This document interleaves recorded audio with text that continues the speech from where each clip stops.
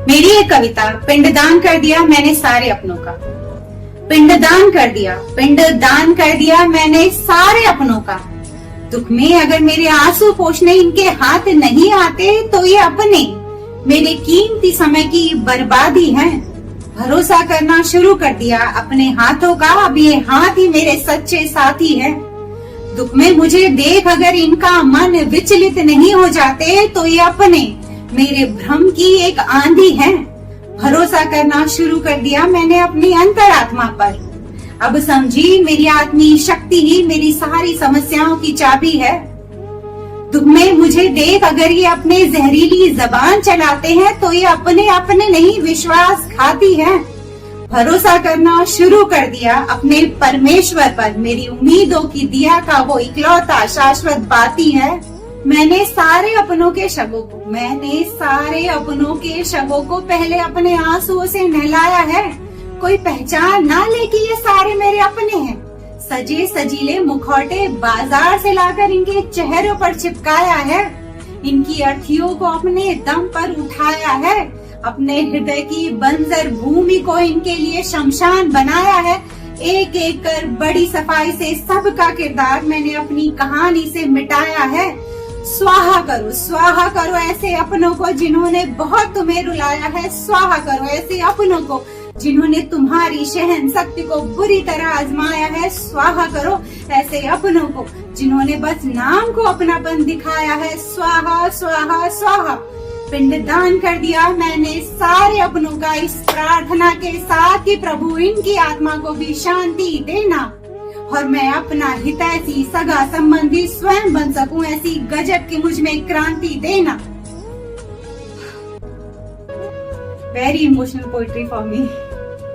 Thank you so much. आप सब ने अपना कीमती वक्त देकर मेरी इस कविता को सुना और मुझे उम्मीद है मेरी कविता आप सभी को बहुत अच्छी लगी होगी। और अगर अच्छी लगी हो तो मेरे वीडियो के ठीक नीचे रेड कलर का सब्सक्राइब बटन है उसे दबा दीजिए और एक बेल आइकॉन है उसे भी दबा दीजिए ताकि मेरा हर नया वीडियो आप तक आसानी से पहुंच सके और मैं आप सबके दिलों तक भी आसानी से पहुंच सकूं। तो आज की मेरी कविता का शीर्षक है पिंडदान कर दिया मैंने सारे अपनों का। जब एक्चुअल समय आता है अपनों को टेस्ट करने का, तब उनकी छटाई शुरू होती है। तब वो भीड़ में से इक्के दुक्के लोग ही आपको मिल जाए तो बहुत बड़ी बात समझिए, बहुत किस्मत वाले हो अगर आपको आपके आसपास जितने भी भीड़ आपने जो है कि बना रखी है, जितनी भी भीड़ को आप मिल रहे हैं, अपना कीमती समय दे रहे हैं रोज, तो उनमें से अगर इक्के दुक्के आकर आपकी मदद कर जाते हैं मुसीबत में या आपके दुख में, तो फिर आप बहुत ब्लेस्ड हैं। आप बहुत ब्लेस्ड समझिए अपने आप को। मैं खुद को भी बहुत ब्लेस्ड समझती हूँ कि मेरे पास एक ऐसा इंसान है अपना जो एक्चुअली जिससे मैंने समझा अपने जीवन में कि ट्रू लव क्या होता है। मुझे ऐसे लगता है अगर वो एक इंसान मेरे जीवन में नहीं आता तो शायद मैं कभी जान ही नहीं पाती कि एक्चुअली प्यार क्या होता है, एक्चुअली ट्रू लव क्या होता है। मेरा जीवन अधूरा सा रह जाता। मुझे ऐसे लगता है कि मरते वक्त शायद मैं ये सोचती कि यार एक अधूरा जीवन जीकर मैं जा रही हूँ, क्योंकि पूरा जीवन मेरा खत्म होने आ जाए और मुझे ऐसा लगे कि मैंने प्यार को ही नहीं समझा यहाँ आकर तो व्यर्थ होगा। लेकिन मेरी एक माँ है जो सुख हो दुख हो हर वक्त मेरे साथ खड़ी रही और उस औरत को मैं जगह अपनी प्रार्थना में देती हूँ, उस औरत को जगह मैं अपनी पूजा में देती हूँ। मैं जब भगवान के सामने बैठती हूँ, जब मुझे ये चीजें समझ आ गई, जब तक ना समझती चीजें नहीं समझ आ रही थी तो मुझे ऐसे लग रहा था मैं अकेले ही सब कुछ कर रही हूँ। लेकिन धीरे धीरे समझ आया, जब जैसे जैसे उम्र बढ़ती गई तब समझ आया कि एक माँ है पीछे जो मेरे लिए खड़ी है, जो कुछ करे ना करे बट पीछे जरूर खड़ी रहेगी। मैं इतना कह सकती हूँ कि आज मैं जिंदा हूँ और मैं अपनी लाइफ के जो अकेलेपन से लड़ सकी हूँ तो वो सिर्फ और सिर्फ अपनी माँ की वजह से। और आप सबको पता है जब आप किसी इंसान को अपनी दुआओं में शामिल कर लेते हैं तो वो इंसान आपके लिए क्या होता है।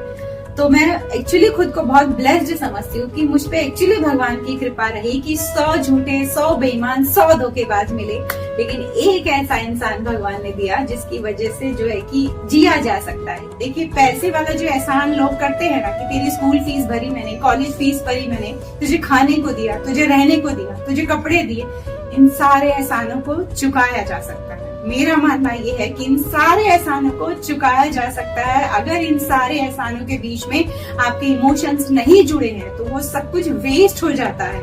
आप अपने बच्चे को पढ़ाते हैं, लिखाते हैं, बड़ा करते हैं, लेकिन अगर आपने इस दौरान जो है कि उसकी परवरिश के दौरान अपने इमोशंस को उससे नहीं जोड़ा तो सब कुछ वेस्ट लगेगा उस बच्चे को। और मेरी माँ ने जो भी मेरे लिए किया, मेरे लिए जो समय दिया, वो सारा समय उसने बहुत इमोशंस के साथ दिया, बहुत प्योर इमोशंस के साथ दिया, तो उसका कर्जा मैं कभी नहीं चुका सकती। लेकिन अगर जिन लोगों को लगता है कि मैंने ये चीज देकर इस पर एहसान किया, या तो ये भावना से आप कुछ दे रहे हैं तो उसको मैं आज नहीं तो कल चुका सकती हूँ, बट वहाँ पर इमोशंस नहीं है तो आपके पैसे वेस्ट हैं। बिना इमोशंस के वो एहसान होता है। अगर आप इमोशन से किसी को कोई चीज दे रहे हो तो वो आपका प्यार बनेगा। अगर कोई मुझे कुछ दे रहा है और उसमें इमोशंस नहीं है तो वो जो है चीज मैं उसको वापस चुका सकती हूँ, मैं दे सकती हूँ।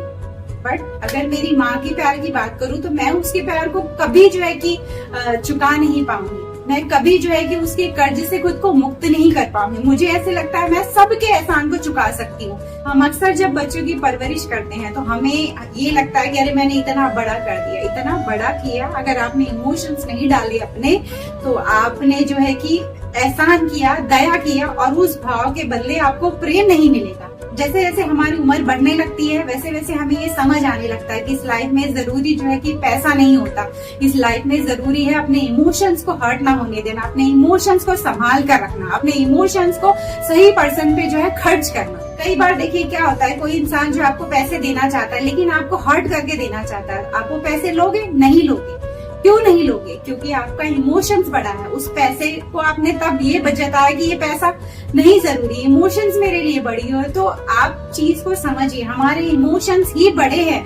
इवन जब आप भक्ति करने जाते हो तब भी ईश्वर हमसे यही कहते हैं कि मुझे तुम्हारे प्योर इमोशंस चाहिए, मुझे तुम्हारे पैसे नहीं चाहिए, मुझे तुम्हारे पैसों से बना सोने चांदी का मुकुट नहीं चाहिए, मुझे तुम्हारे सोने के मंदिर में नहीं रहना है। अगर तुम्हारे सोने के मंदिर बनाने में तुमने जो है एक भी ईंट अपनी भाव से नहीं चढ़ाया, प्योर इमोशन से नहीं चढ़ाया, तो वो मंदिर मेरे लिए जेल होगा, वो मंदिर मेरे लिए किसी काम का ना होगा।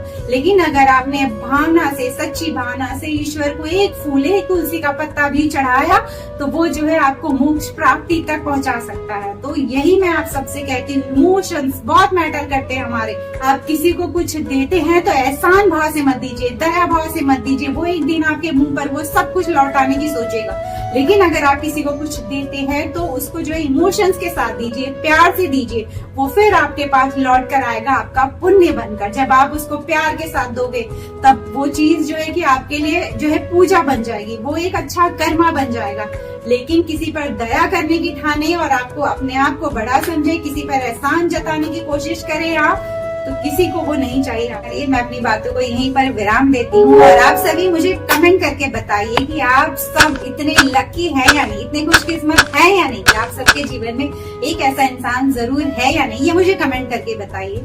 चलती हूँ, एक और नए वीडियो में आप सबसे मेरी मुलाकात रहेगी। तब तक इससे दोस्ती बनाए रखिएगा। किससे? इससे।